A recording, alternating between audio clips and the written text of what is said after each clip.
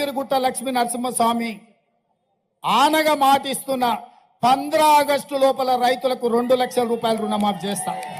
రామప్ప దేవాలయం శివుడి సాక్షిగా, సమ్మక్క సారలమ్మ సాక్షిగా, 1000 స్తంభాల గుడి సాక్షిగా 15 ఆగస్టు లోపల తెలంగాణ రైతాంగానికి 2 లక్షల రూపాయల రుణమాఫీ చేసి తీరుతా. జోగులాంబ సాక్షిగా మాట ఇస్తున్నా 15 ఆగస్టు లోపల 2 లక్షల రూపాయల రుణమాఫీ చేసి తీరుతా. 7 పాయల దుర్గమ్మ సాక్షిగా నేను మాట ఇస్తున్నా 15 ఆగస్టు లోపల ప్రతి రైతుకు 2 లక్షల రూపాయల లోపల రుణమాఫీ చేసే బాధ్యత.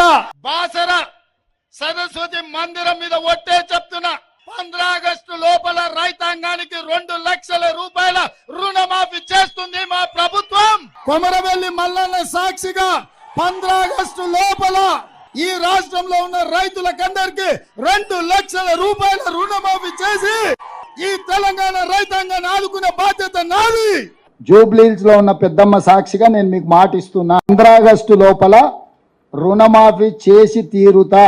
కొత్తకోట గడ్డ మీద నుంచి మాట ఇస్తున్నా కురుమూర్తి స్వామి సాక్షిగా 15 ఆగస్టు లోపల 2 లక్షల రూపాయల రైతు రుణమాఫీ చేసి నా పాలమూరు బిడ్డల రుణం తీసుకుంటా.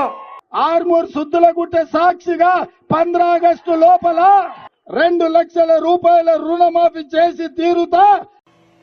అనంతగిరి కొండల్లో ఉన్న పద్మనాభుడి సాక్షిగా 15 ఆగస్టు లోపల రైతులకు 2 లక్షల రూపాయలు రుణమాఫీ చేసి ఈ తెలంగాణ రైతాంగం యొక్క రుణం తీర్చుకునే బాధ్యత నేను తీసుకుంటా.